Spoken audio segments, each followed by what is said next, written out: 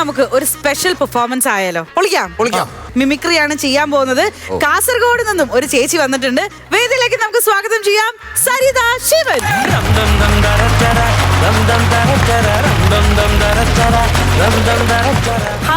Hi ചേച്ചി, നമസ്കാരം. Welcome to Flowers comedy item വേറെ. ആദ്യം തന്നെ ഒരു കോംപ്ലിമെന്റ് തന്നെ ഞാൻ തുടങ്ങട്ടെ. നല്ല സുന്ദരമായ ചിരി. ഇരിക്കുന്നതാണോ തന്നെ നല്ല ഭംഗിയുണ്ട് കാണാൻ. മിമിക്രി ആർട്ടിസ്റ്റ് ആണ് അല്ലേ?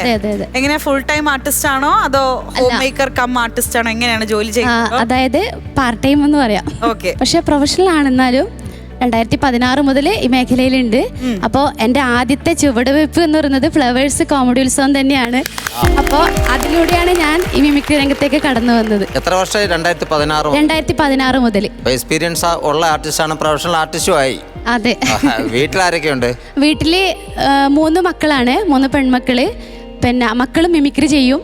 സ്റ്റേറ്റ് ലെവലിൽ എ ഗ്രേഡ് ആയിരുന്നു സ്കൂൾ കോമ്പറ്റീഷനിൽ. അമ്മയാണ് ഗുരു. മൂത്ത മോള് പേര് വർഷ, ഇനിയിപ്പോ ഡിഗ്രി സെക്കൻഡ് ഇയർ പഠിക്കാൻ പോകുന്നു. രണ്ടാമത്തെ മോള് ശിവാനി 10th. പിന്നെ ഇളയ മകള് നയോമിക UKG ആണ്. മൂന്നുപേരും മിമിക്രി ചെയ്യും. അപ്പൊ നമുക്ക് എന്തായാലും നേരെ ഇനി മിമിക്രിയിലേക്ക് പോവാം. ചേച്ചി, എന്താണ് ആദ്യത്തെ ഐറ്റം?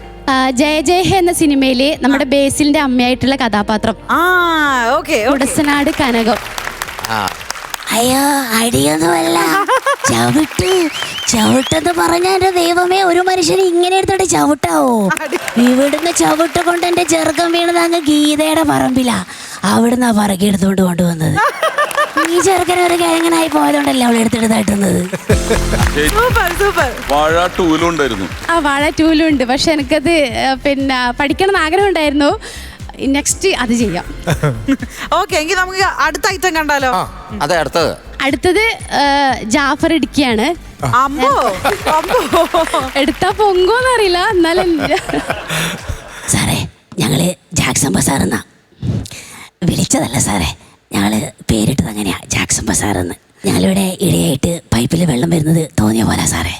അതിപ്പം ഇന്ന് വൈകിട്ട് വെള്ളം വന്നേയില്ല. സാറിനറിയാലോ, 4 ചുറ്റും വെള്ളാണേലും ഞങ്ങൾ കുടിക്കുന്നതൊക്കെ ആ പൈപ്പ് വെള്ളത്തെ ആശ്രയിച്ച.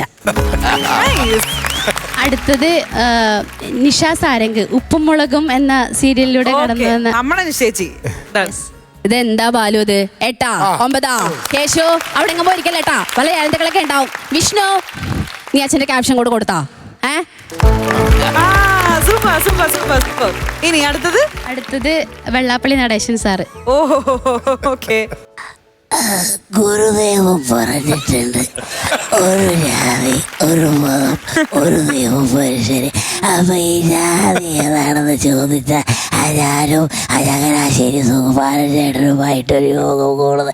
അതിനുശേഷം പ്രഖ്യാപിക്കും ജാതി ഏതാണെന്നുള്ള കാര്യം. പിന്നെ അടുത്തതായിട്ട് നമിത പ്രമോദ്. അങ്ങനെ ഒരിക്കലും കേറില്ല എന്നത് പറഞ്ഞില്ല.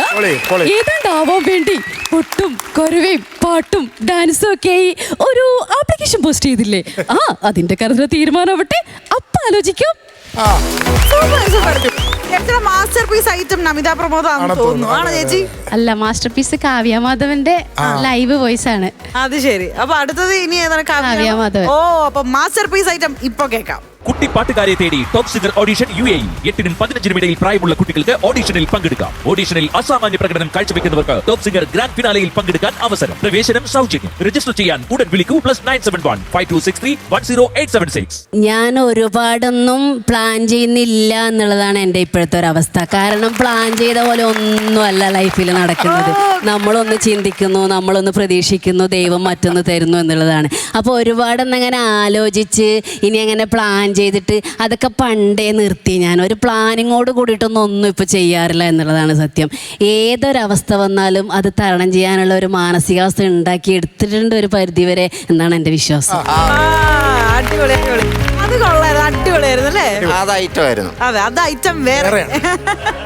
ഇനിയുള്ളത് കാന്താര എന്ന സിനിമയുടെ ഒരു ബീജിയാണ്.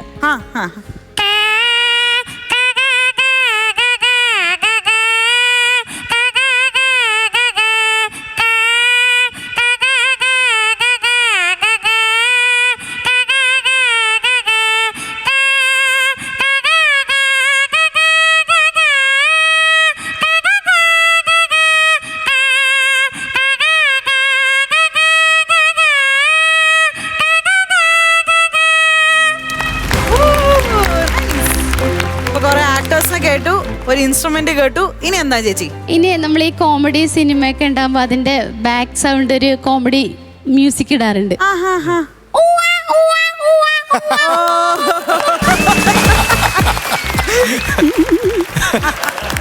ശരിയാ. അയ്യോ, അത് ഭയങ്കര കറക്റ്റ് ആയിട്ടുണ്ടല്ലേ? അതെ അതെ അതെ.